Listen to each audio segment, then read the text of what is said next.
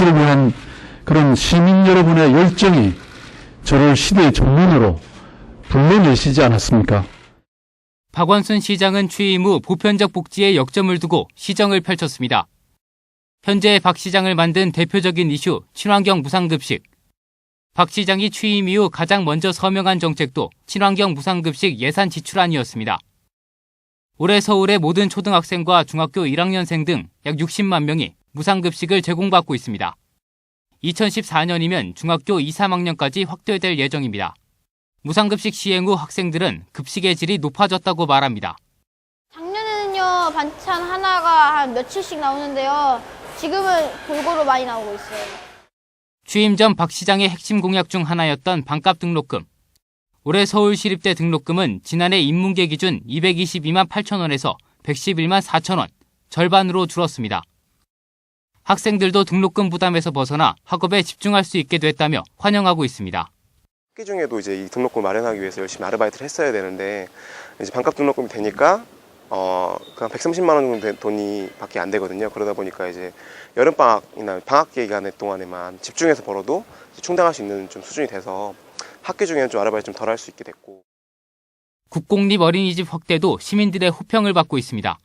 시는 올해 80곳, 2013년과 14년에 각각 100곳씩 280곳을 새로 설립해 동별 2개의 국공립 어린이집을 확보하겠다는 계획을 세웠습니다.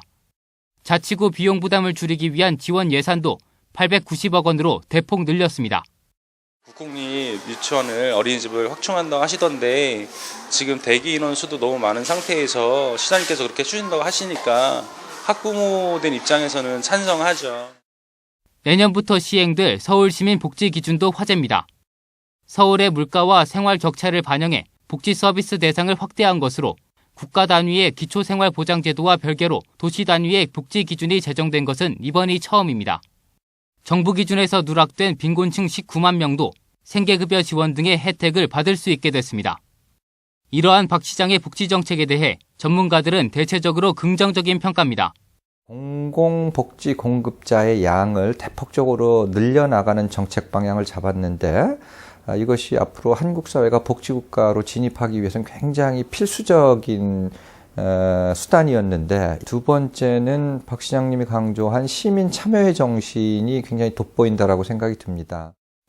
하지만 시립병원 시스템 개선과 같은 공공의료 복지 강화 정책 등에서는 아쉬움을 남겼습니다.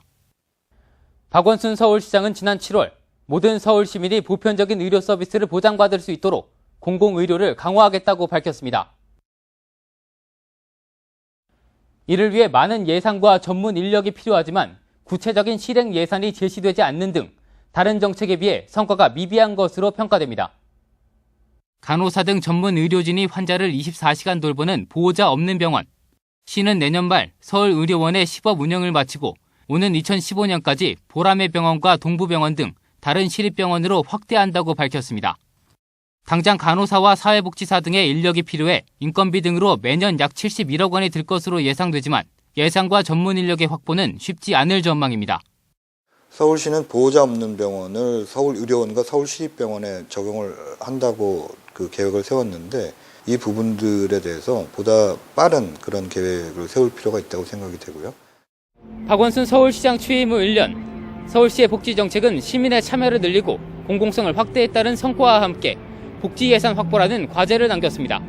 TBS 문성필입니다.